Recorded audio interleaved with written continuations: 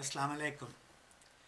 मुझे पाकिस्तान के उर्दू और पंजाबी माहौल से निकले कम बेश 50 साल हो गए हैं और मुलाजमत के ताल्लुक़ से भी मेरा ज़्यादातर वास्ता अमरीकनों से रहा। पढ़ाई की तरफ चंदा ध्यान नहीं होता था। उस्ताद वैश्यों की तरह पीटते थे।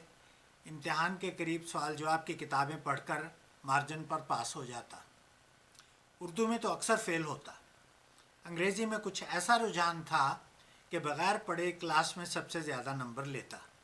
नवीं जमात में ही मैंने चार्ल्स डिकन्स, टॉमस हार्डी और लियो टॉल्स्टॉय जैसे मुसन्निफ़ों की किताबें पढ़नी शुरू कर दी थीं। ताहम जब 1967 में पंजाब यूनिवर्सिटी से एमए हिस्ट्री का इम्तिहान देकर लाहौर से ही यूरोप में एक मनपसंद मुलाज़मत मिलने पर मुल्क से बाहर रहने की तौफ़ीक हुई तो मेरा अपनी मादरी ज़बान पंजाबी और कौमी ज़बान उर्दू से लगाव बढ़ने लगा और मैं अंग्रेज़ी के साथ साथ उर्दू की तहरीरों में भी दिलचस्पी लेने लगा। फिर भी अंग्रेज़ी में तो फिल बदी थोड़ी बहुत तकरीर कर लेता हूँ। जहाँ तक उर्दू का ताल्लुक़ है, अखबारों और रसालों में मज़ामीन लिखते वक्त अक्सर मुझे उर्दू का लफ्ज़ नहीं सूझता तो अंग्रेज़ी का लफ्ज़ लिखना पड़ता है और या फिर किसी को फ़ोन करके उसका उर्दू में बदल पूछता हूँ। यूरोप ख़ुसूसन जर्मनी में 5 साल तक अमेरिकन पब्लिशिंग कंपनी के साथ काम किया और गुजारे के लिए कुछ जर्मन ज़बान सीख ली। फिर कनाडा से बच्चों के बड़े होने पर पानामा में मुझे अमेरिकन फ़ौजों और पानामा कैनाल के मुलाजमीन को किताबें बेचने की मुलाजमत मिली तो वहाँ 11 साल काम किया और इतनी स्पेनिश सीख ली जितनी पाकिस्तान के मैट्रिक पास को अंग्रेज़ी आती है। और अब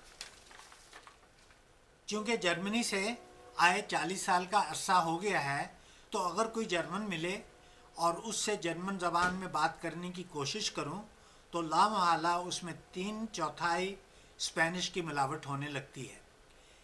इसी तरह मैं तन्हाई में बैठकर उर्दू के टूटे फूटे मज़ामीन तो लिख लेता हूँ, लेकिन फिलबदी उर्दू में बात करने से रवानी नहीं होती। इसलिए माजरत करता हूँ कि ये गुफ्तगू अपनी तैयारशुदा तहरीर से पढ़कर करूँगा। राकम के वालिद साहब का ताल्लुक़ मशरक़ी पंजाब में गुरदासपुर ज़िला की बटाला तहसील में श्री गोबिंदपुर के एक अनपढ़ ख़ानदान से था। बचपन में ही यतीम हो गए। पढ़ाई का जुनून था।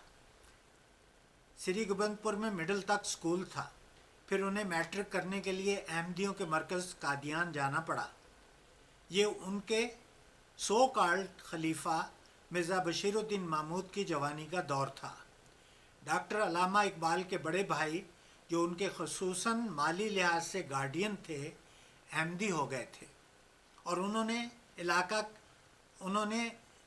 अल्लामा के बड़े बेटे आफ्ताब को पढ़ने कादियान भिजवा दिया था और वो वालिद साहब के हम जमात थे। ये दोनों मेहनती तालिब इल्म समझे जाते थे। वालिद साहब को पढ़ाई की धुन में खाने पीने की होश नहीं होती थी, कुजा ये कि वो अहमदियत के एतक़ादात की तरफ ध्यान देते। उनके बोर्डिंग के सुपरिटेंडेंट मिर्ज़ा महमूद के मामू मीर मोहम्मद इसाक थे। वो तंदूर की गरम गरम रोटियां और दाल सालन वगैरह अपने हाथ से लाकर वालिद साहब को, जो किताबों में गुम होते, देते और सच्ची शफ़क़त से कहते, रमज़ान पढ़ाई के साथ साथ तुम्हें अपनी सेहत का भी ख्याल रखना चाहिए। क्योंकि वो पिदराना शफ़क़त से महरूम, वो फ़कत मीर साहब के हुस्न सलूक की बिना पर अहमदी हो गए थे और कादियान में अनगिनत स्कैंडल हो चुके थे और हो रहे थे जिनका उन्हें कतन इल्म नहीं था। फिर उन्होंने अमृतसर और लाहौर से डॉक्टरी की तालीम मुकम्मल की और मुलाज़मत में मगन हो गए। सिर्फ जलसा सालाना पर कादियान जाते और बाकायदगी से चंदे देते रहते। कादियान के मारूफ मीनारा पर उसकी तामीर के लिए चंदा देने वालों में उनका भी नाम लिखा है। उनका गांव श्री गोबिंदपुर दरिया ब्यास के किनारे उस मुकाम से तकरीबन 15 कोस पर है जहां से सिकंदर के सिपाहियों ने आगे जाने से इनकार कर दिया था। انہوں نے ملازمت ملنے پر دریا پار کر کے گرم ریت میں چل کر آنے والے مسافروں کے لیے ایک کنواں بھی بنوایا تھا۔ پھر جب دوسری جنگ عظیم ہوئی تو انگریز حکومت نے انہیں فوج میں بھرتی کر کے سمندر پار بھجوا دیا۔ اس تعلق سے آئندہ قسطوں میں انشاءاللہ مفصل بات ہوگی۔ یہاں یہ ذکر کرنا چاہوں گا کہ مرزا محمود کے دوسرے ماموں میر محمد اسماعیل اور میر محمد اسحاق صاحب میں کردار کے لحاظ سے زمین آسمان کا فرق تھا۔ میر محمد اسماعیل کو اپنے بھانجے مرزا محمود کے بعد میں خسر بھی بنے، انہوں نے اپنے داماد کی ان گنت بدکاریوں کی مشہوری ہونے پر یہ کہا تھا کہ مرزا محمود جب اللہ تعالیٰ کی راہ میں اتنی عرق ریزی کرتا ہے تو اگر وہ ریلیکس ہونے کے لیے کوٹ ان کوٹ تھوڑی بہت تفریح کر لیتا ہے تو اس میں کیا حرج ہے۔ یہ بیان ریکارڈ شدہ ہے اور جماعت احمدیہ کی تاریخ کا حصہ بن چکا ہے۔ پھر مرزا محمود نے اپنے بھائی مرزا بشیر احمد کی کم سن 13-14 سال کی بچی کو حاملہ کر دیا تھا اور اسے تالاب میں ڈبو کر مروا دیا گیا تھا۔ اور جب میر محمد اسحاق صاحب نے اپنے بھانجے کی اس گھناؤنی حرکت پر احتجاج کیا تو انہیں چائے میں زہر دے کر مروا دیا گیا تھا۔ مغلوں میں شروع سے اپنے خاندان کے ان افراد کو زہر دے کر راستے سے ہٹانے کی روایت چلی آتی ہے جو ان کی غلط اور گناہ سے آلود حرکتوں کے لیے رکاوٹ بنے۔ والد صاحب ان سکینڈلوں سے اپنے ملازمت کی بنا پر اندھیرے میں رہے۔ خاکسار بھی سنی سنائی باتوں پر یکدم یقین نہیں کر لیتا، تاہم آپ سنتے جائیں کہ میں نے وقت کے ساتھ کیا کیا دیکھا اور سنا۔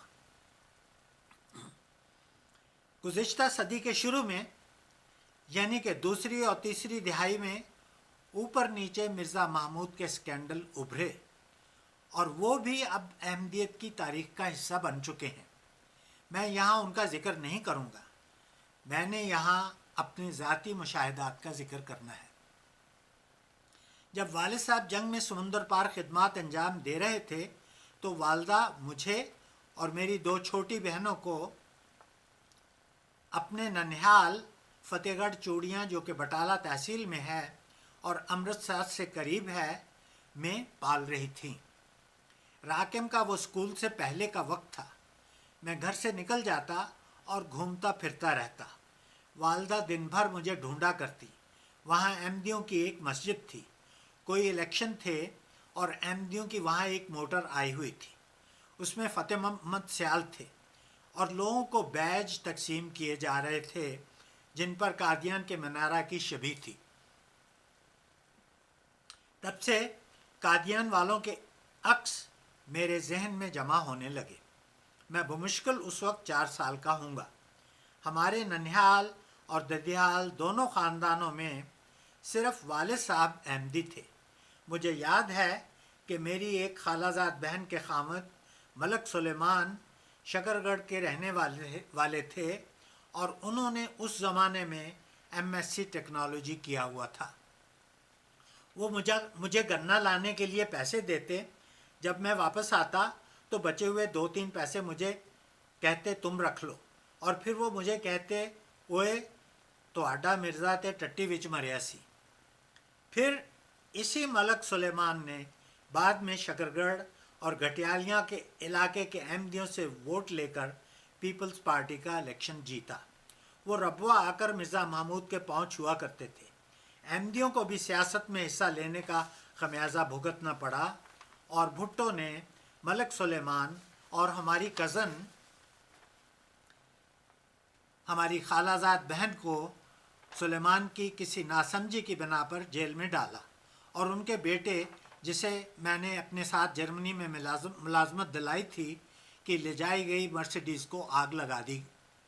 اس کے بعد جو بھٹو کا اپنا حشر ہوا وہ سب کے سامنے ہے۔ والد صاحب جب جنگ سے واپس لوٹے تو وہ جلندھر چھاونی میں ملٹری کالج کے میڈیکل آفیسر بنے۔ اس کے بعد ان کا تبادلہ کانگڑا ویلی میں دھرم شالہ کے پاس یول کیمپ کے میڈیکل آفیسر کے طور پر ہوا، جس میں انگریزوں نے اٹلی کے جنگی قیدیوں کو لا کر رکھا تھا۔ یہ راکم کا دوسری تیسری جماعت کا دور تھا۔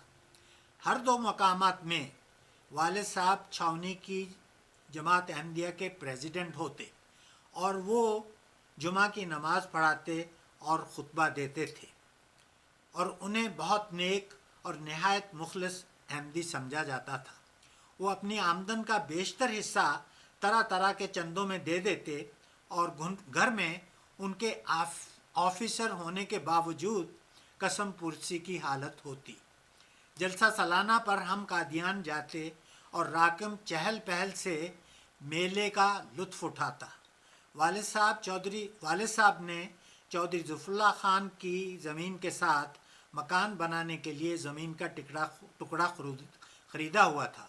ہم اسے دیکھنے کے لیے جاتے، اور پاس والد صاحب کے کوئی ککے زئی ریٹائرڈ صوبیدار دوست رہتے تھے، ہم ان کے گھر بھی جاتے تھے۔ پھر جب ملک آزاد ہوا تو ہمیں انگریز افسر کی حفاظت میں لاہور چھاونی لے جایا گیا۔ ہم نے جگہ جگہ جرنیلی سڑک کے کنارے اور خصوصاً امرتسر ریلوے اسٹیشن کے قریب لاشیں پڑی دیکھیں، جن میں سے بعض کو کتے گھسیٹ رہے ہوتے۔ لاہور چھاونی میں بھی والد صاحب جماعت کے پریزیڈنٹ تھے۔ ایک وقت سی ایم ایچ ہسپتال کے انچارج ایک احمدی کرنل غلام احمد تھے، جو ولی اللہ شاہ کے بھائی محمود اللہ شاہ صاحب کی دوسری اہلیہ فرخندہ کے بھائی تھے، جو خامد کی وفات کے بعد ربوہ میں لڑکیوں کے کالج کی پرنسپل بنی، اور اس کے عوض انہیں مرزا محمود کی مسٹریس بننا پڑا۔ کرنل غلام احمد کرنل احمدی کے نام سے معروف تھے۔ انہوں نے پاکستان ٹائم میں اشتہار دیا تھا کہ ان کا نام غلام احمد ہے، انہیں احمدی نہ کہا جائے۔ باقی آئندہ، خدا حافظ۔